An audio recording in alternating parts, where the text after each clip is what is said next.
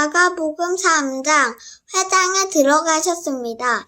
거기에는 손이 오그라든 사람이 있었습니다. 사람들은 예수님을 고발하려고 예수님께서 안식일에 그 사람을 고쳐주시는지 지켜보고 있었습니다.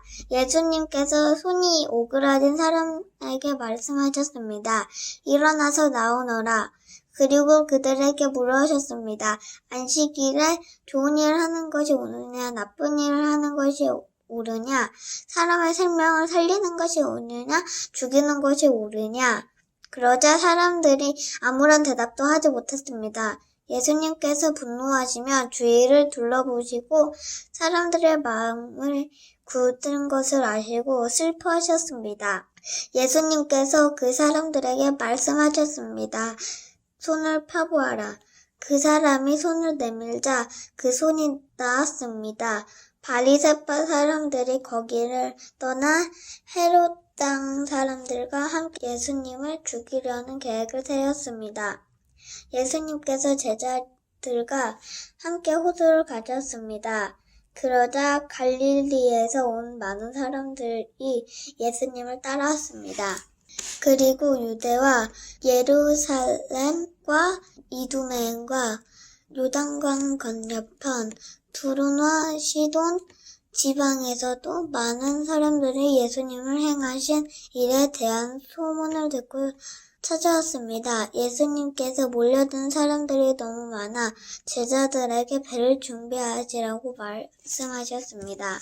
예수님께서 많은 사람들을 고쳐주신 까닭에 병에 걸린 사람들이 예수님을 만지려고 밀들었던 것입니다. 더러운 귀신들은 예수님을 보기만 하면 앞에 엎드려서 당신 하나님 아들이십니다. 라고 소리쳤습니다. 그러나 예수님께서는 귀신들이 예수님을 드러나지 못하도록 그들을 엄하게 꾸으셨습니다. 예수님께서 산 위에 올라가셔서 원하시는 몇몇 사람들을 불러셨습니다. 그러자 그들이 예수님께 올라왔습니다. 예수님께 12사람을 세우시고 그들 사도라고 부르셨습니다. 예수님께서는 그들과 함께 하시면서 그들로 하여금 나가서 말씀하셨게 전했습니다. 또한 귀신을 내쫓는데도 권세도 주셨습니다. 예수님께서 12사람을 세우셨는데 그들은 예수님께 베드로라는 이름을 지어 주신 시몬과 천둥의 아들들이란 뜻으로 예수님께서 보아너게라는 이름을 지어주신 세베대의 아들 야고보와 그의 동생 요한, 안드레, 빌립, 바돌로메, 마테, 도마, 알페오의 아들 야고보, 다데오, 열심당 출신의 시몬, 그리고 예수님을 배반한 가룟 출신 유다입니다. 예수님께서 집에 오시자 다시 많은 사람들이 모여들었습니다. 그래서 예수님과 제자들은 식사도 할 수 없을 지경이 되었습니다. 예수님의 식구들이 예수가 정신이 나갔다고 말하는 소리를 듣고 그를 잡으러 왔습니다. 예루살렘에서 온 율법학자들은 이렇게 말씀하셨습니다. 예수가 바랄세웁이 들렸다. 예수는 귀신들의 우두머리 힘을 빌어서 귀신을 내쫓는다. 예수님께서 하나님들 불러오시고 비유로 말씀하셨습니다. 사탄이 어떻게 사탄을 내쫓을 수 있느냐? 만일 나라가 자기들끼리 나누어 싸우면 그 나라는 제대로 설 수 없다. 만일 한 집안이 자기들끼리 나뉘어 싸우면 그 가정은 제대로 설 수 없다. 만일 사탄이 자기들끼리 나뉘어 싸우려고 일어나면 스스로 망할 것이다. 먼저 힘센 사람들을 묶어놓지 않으면 그 사람들의 집에 들어가 그의 재산을 약탈할 수 없다. 묶어놓은 뒤에야 그 집을 약탈할 것이다. 내가 너희에게 진정으로 말하는데 사람들이 무슨 죄를 짓든지 어떤 비방을 하든지 그것은 모두 용서받을 수 있다. 그러나 상류님을 목독 죄는 결코 용서될 수 없다. 그것은 영원한 죄이다. 이 말씀을 하신 거는 율법학자들이 예수님께 더러운 귀신 들렸다고 말하기 때문입니다. 예수님의 어머님과 형제들이 도착했습니다. 그들은 밖에서 서서 사람을 보내 예수님을 불렀습니다. 사람들이 예수님 주위에 앉아 있다가 예수님께 말했습니다. 보십시오. 선생님의 어머니와 형제들이 밖에서 선생님을 찾고 있습니다. 예수님께서 대답하셨습니다. 누가 나의 어머니고 누가 나의 형제냐? 주위에 앉아있는 사람들을 둘러보시며 말씀하셨습니다. 보아라, 내 어머니의 형제들이다.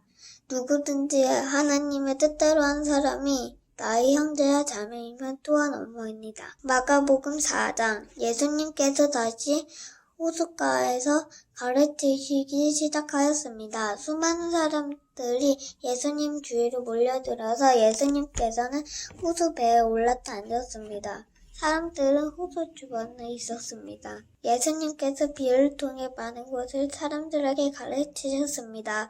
가르치는 중에 예수님께서 말씀하셨습니다.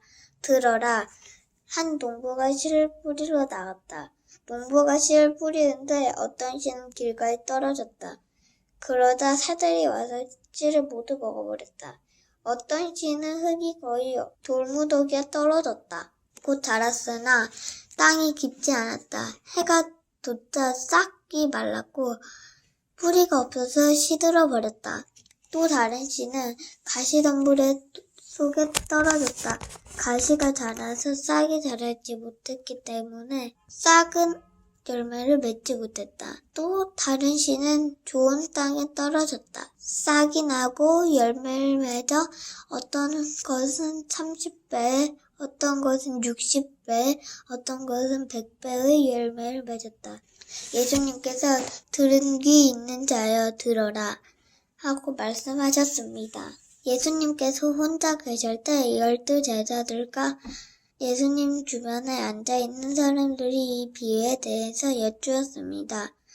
예수님께서 말씀하셨습니다. 너희에게는 하나님 나라의 비밀을 알 수 있게 하였지만 밖에 있는 사람들에는 모든 것이 비유로 만들어진다. 이는 그들 보기는 보아도 알지 못하고 듣기는 들어도 깨달지 못하는 하여 돌이켜 용서받지 못하게 하기 위함이다. 예수님께서 사람들에게 말씀하셨습니다. 너희가 이 비유를 이해하지 못하느냐? 그렇다면 어떻게 다른 모든 비유를 이해하겠느냐? 농부는 말씀을 뿌린다. 길가에 말씀이 떨어졌다는 것은 하나님 말씀 들었으나 곧 사탄이 와서 그 뿌려진 씨앗을 뺏는 사람을 말한다. 돌무더기에 씨가 떨어졌다는 것은 말씀을 들을 때 기쁨으로 즉시 받아들이지만 속에 풀이 없어 오래가지 못하고 말씀 때문에 환난 박해가 일어난다면 곧 넘어지는 사람이다. 가시덤불에 씨가 떨어졌다는 것은 말씀을 듣지만 세상의 여름과 재물에 대한 유혹과 그 밖에의 여러 가지 욕심 가로막아서 열매를 맺지 못한 사람이다. 좋은 땅에 씨가 떨어졌다는 것은 듣고 받아들여 30배, 60배, 100배의 열매를 맺는 사람이다. 예수님께서 그들에게 말씀하셨습니다. 등불 침대나 아래 덮밥 밑에 두느냐 위에 두지 않겠느냐. 숨긴 것은 나타내고 비밀은 드러내기 마련이다. 들을 귀 있는 사람들은 들어라. 예수님께서 그들에게 말씀하셨습니다. 너희가 듣는 것을 마음에 새겨라. 너희가 다른 사람들에게 주는 만큼 너희가 받을 것이며 그 외에도 더 주실 것이다. 가진 사람은 더 받을 것이고 가지지 못한 사람은 가진 것마저 빼앗길 것이다. 예수님께서 말씀하셨습니다. 하나님 나라는 밭에 씨를 뿌리는 농부와 같다. 밤낮으로 자고 일어나는 동안 씨가 싹이 자라나고 자란다.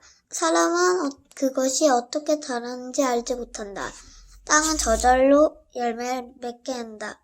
먼저 싹이 나고 다음에는 이삭이 나오고 마침내 낫알이 여문다. 곡식이 익으면 농부가 와서 낫으로 그것을 거두어 들인다. 그것은 추수 때가 되었기 때문이다. 예수님께서 말씀하셨습니다. 하나님 나라를 무엇에 빗댈 수 있을까? 무슨 비유를 설명할까? 하나님 나라는 겨자씨와 같다. 겨자씨를 밭에 심을 때는 심은 씨앗 중에서 가장 작다. 그러나 심기 후에는 어떤 밭 작물보다 더 크게 자란다. 커다란 가지를 내어 하늘의 새들이 그 그늘에 둥들 틀 정도가 된다.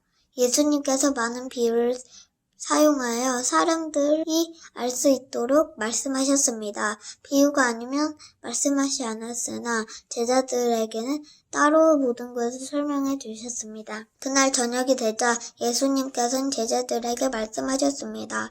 호수 건너편으로 가자. 그래서 제자들은 사람들을 남겨두고 예수님께서 배에 타신 그대로 모시고 갔습니다. 주위에 있던 다른 배들도 따라갔습니다. 그때 매우 강한 바람이 불어와서 파도에 배가 안으로 덮쳐 들어갔고 물이 배에 차게 되었습니다. 예수님은 배 고물 안에서 베개를 베고 주무시고 계셨습니다. 제자들이 와서 예수님을 깨우치면서 말씀했습니다. 선생님, 우리가 죽게 되었는데 돌아보지 아니하십니까? 예수님께서 일어나시더니 바람을 꼬집고 호수에게 명령하셨습니다. 조용히 하거라 잠잠하여라. 그러다 바람이 멈추었고 호수가 잠잠하셨습니다. 예수님께서 제자들에게 말씀하셨습니다. 어째서 너희가 무서워하느냐? 아직도 믿음이 없느냐? 제자들은 매우 두려워하며 이분이 어떤 분이길래 바람과 파도도 순종하는 것일까? 하고 서로에게 물었습니다. 아멘.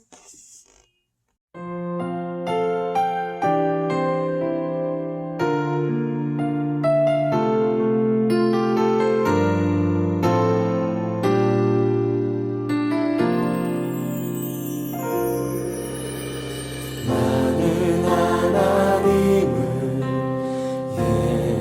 예배하는